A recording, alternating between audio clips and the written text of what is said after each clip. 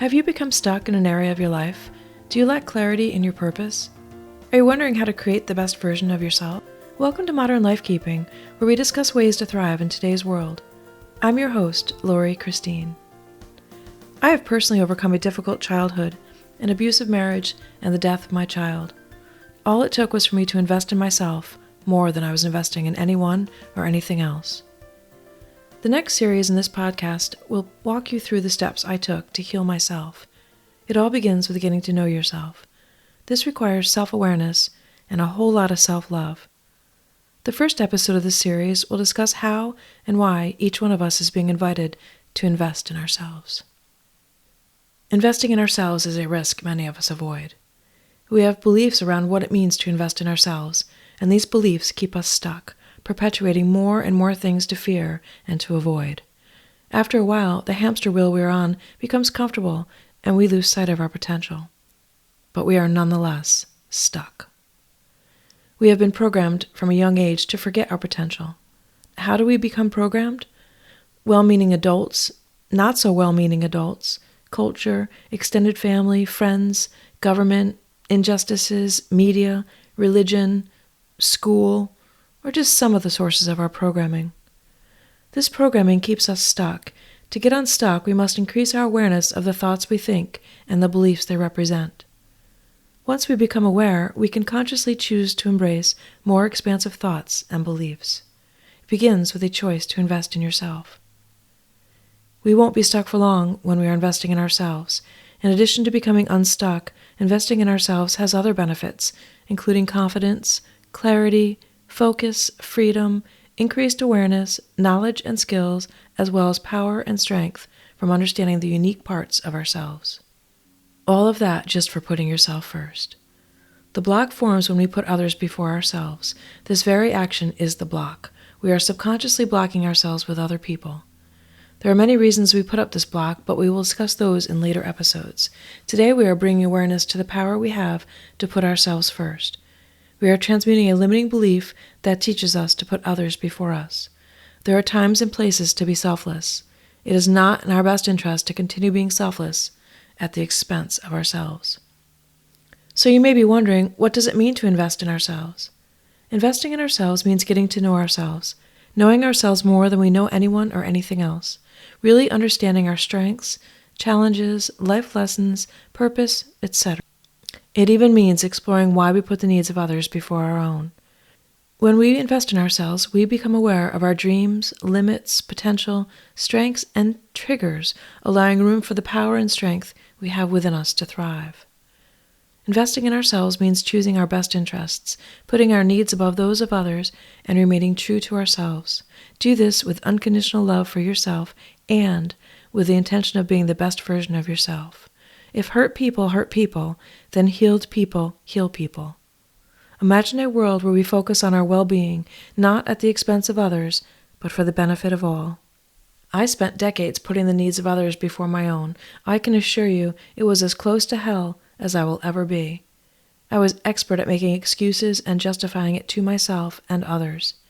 If I had really known and understood myself, I would have been able to use this knowledge to transform hell into heaven a lot earlier in life. Putting the needs of others before my own meant that even though I was physically present, my mind was elsewhere. I was not present in the moment. I was distracted, stuck, and I lacked clarity and focus. I might have been hungry, overwhelmed, tired, or any number of other things. I was a very good parent in many ways, but had I been more present in the moment, I would have been an exceptional parent. I would have known how to process my emotions instead of hanging on to them and allowing them to invade my space. These emotions were my friends, but I avoided them like they were the enemy. I forgot how to communicate with them. I forgot that the answers were within me and not outside of me. I forgot that I am all I need. I forgot to fill my own cup before giving it to others. I see posts every day about how we are supposed to put our children first. Our culture perpetuates this thought. What are we teaching our children when we treat our children like the world revolves around them? Their needs are the only ones that matter, and that emotions are okay to ignore. We are failing at teaching our children how to self-parent because many of us don't have these skills ourselves. I am surely not the only parent that wasn't role modeled or taught to consciously parent myself. We want our children to thrive, yet we sabotage them by creating unrealistic environments. How can our children be independent and self-sufficient if we have not role-modeled boundaries, self-awareness, and unconditional self-love? How many adults unconditionally love themselves? Do you unconditionally love yourself? Are we demonstrating to our children and others how they can unconditionally love themselves? I don't think we are. I think this because of the large proportion of adults who are experiencing mental health problems and requiring medication for them. Young adults have not been taught how to regulate their emotions any more than older adults, because many of the parents didn't know how to teach their children this skill. You can't teach something that you don't know. But today, in 2023, in 21st century culture, there's no excuse for not knowing things. The internet has opened up a world of information, and it's all at our fingertips. You are in a much better position today to be a loving parent and/or adult when you unconditionally love yourself first. So begin today investing in yourselves so that you can become unstuck. Take the time to monitor your thoughts, question every thought, examine beliefs, make conscious decisions about which beliefs expand you versus limit you. We can all start to reprogram our minds so that it serves us instead of sabotages us. Do the necessary housekeeping in our brains to keep our thoughts healthy. It is our responsibility to sort through our beliefs, the thoughts we think, and the experiences we have had. We must take the actions of purging thoughts and patterns of thinking that no longer serve us. We can invest in ourselves by monitoring our thinking. This thinking impacts our feelings, and so by investing in our mind, we also heal our emotions. We can also invest in having functional, useful, critical thinking skills that allow us to communicate, make decisions, manage or prevent conflict, organize, process information, problem solve, and more. Now, more than ever, is a time where we can learn what we need to know about developing critical thinking skills, monitoring our thinking, and using our thinking in the most valuable way possible. Investing in ourselves means taking care of you so that you are in mint condition, performing to your potential. It means caring for your body on the inside and out, top to bottom. Invest in things that make you look and feel good. If you have money blocks, look for alternative ways to manifest what you desire. How you look and feel is part of your energy signature. Be aware of how you invest in this area of your life. Taking care of your body includes being aware of the physical needs of your body. Get enough, not too much or too little exercise, rest, sleep, and water. Investing in yourself means becoming aware of your body's needs and making it a priority to meet them. Be aware of what you feed your body. Invest in food that makes your body feel and look good. This does not have to cost extra money. Cook from scratch with love and expansive intentions, and the quality of your food will improve. Your awareness has a lot of power. You can invest in yourself simply by improving your self-awareness. Set the intention, then take the inspired action steps towards using your self-awareness to improve the quality of your life.